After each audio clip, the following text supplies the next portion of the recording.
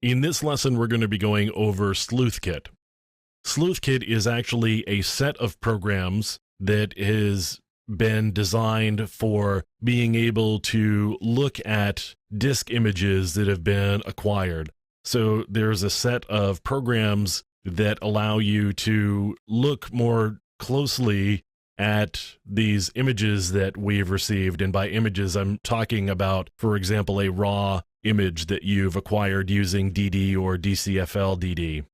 So Sleuth Kit is designed for Linux systems, which is where I'm using it right now. You can actually get Sleuth Kit as part of some of the other forensics-oriented live CDs or Linux distributions, and you can find Sleuth Kit there, although Sleuth Kit is also available just as a package for Ubuntu.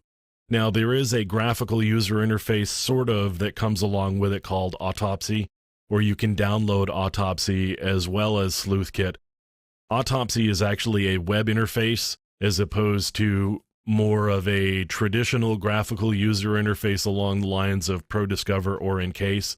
So if you launched Autopsy, you'd then have to launch a browser and connect to the Autopsy server that would allow you to import these disk images and be able to perform some analysis there.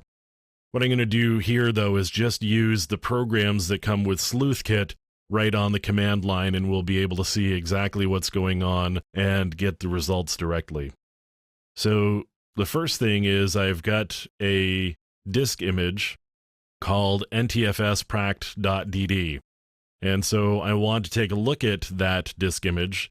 And so the first thing I want to do is use a program called mmls. I'm going to give it the disk image name. Now, what I'm getting back is the partition table. I've got the partition table here, and one thing that's important to note is the start point for really the partition that we're going to be most interested in. If you look on the right-hand side, it says description. We don't care so much about the unallocated partitions there or the unallocated slots. What we care about is the one that says NTFS. If you go over to the left of there, you'll see start is 59. Now, in order to use the rest of the tools that we're going to be looking at, we have to keep that start block in mind because we're going to have to tell these programs to ignore the first 58 of these allocation units and start at the 59th. So what I want to do now is get a file listing, and I'm going to do that using FLS, and I'm going to say the image format is raw, and the file type is NTFS, and then I'm going to do my offset of 59. So in other words, start counting or start paying attention at an offset of 59. Just ignore the first part of it because that's actually the partition table and the boot block and all of the other things that we're really not interested in. What we're really interested in is the partition where all of the data is. So I have an offset of 59, and then I'm going to give it the file name here. And what you can see is I've got the files and directories that are on that particular disk image. Now, not only do I have the normal ones like my documents, favorites, and desktop, but I've also got, you'll see the $MFT and the $log file. So that has to do with the $MFT is actually the master file table, and you'll see the master file table mirrored there as well. And of course, the log file, which is the journal that's kept for the purposes of ensuring that the file system is clean and intact and complete. So what I can do now is use a program called fsstat, and I'm going to get statistics from the file system. So I'm going to say a raw image. The file type is NTFS again, and then of course my offset is 59.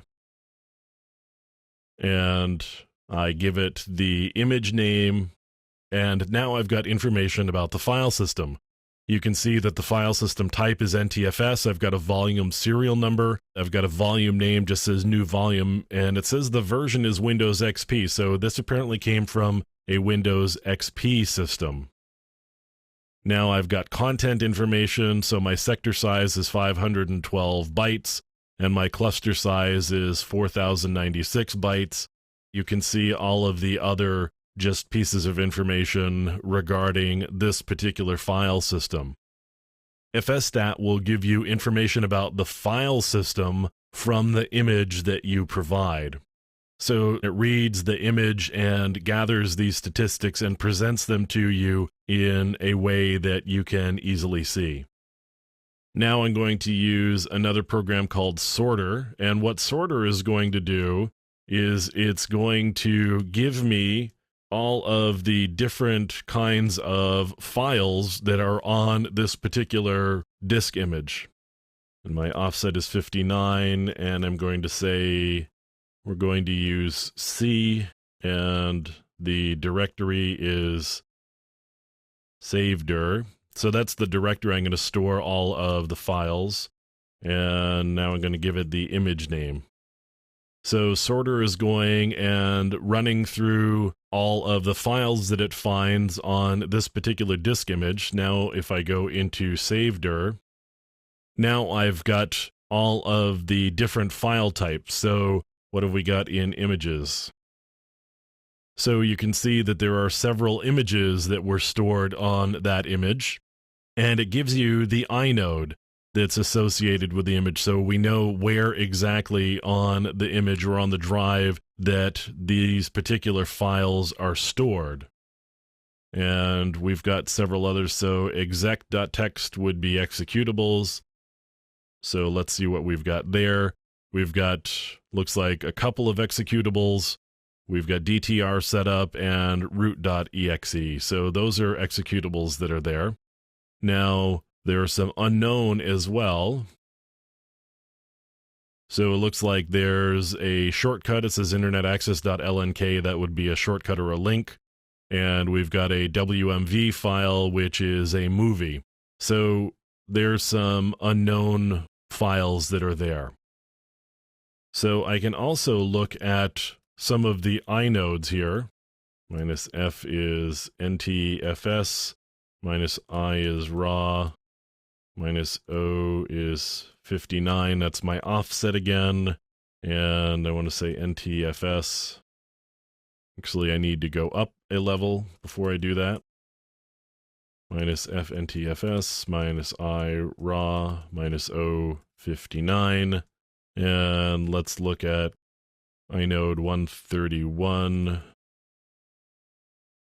And I've got these out of order, so let's put the inode number at the end, 131.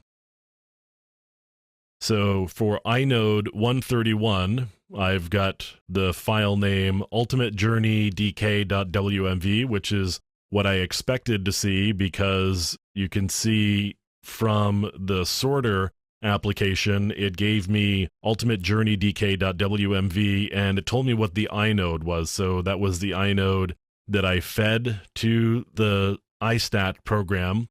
And now it's given me statistics regarding that inode value. So I've got my MFT entry header values, and I've got the attribute values, and then I've got the attributes, and you can see under the file name attribute values, I've got the name is ultimatejourneydk.wmv. And I can see that my parent MFT entry is 72, so I could go digging backwards through that and figure out where it actually was from the inode entry. You can see here there's a lot of capability from the standpoint of looking deeply into a disk image using these commands that come with Sleuth Kit.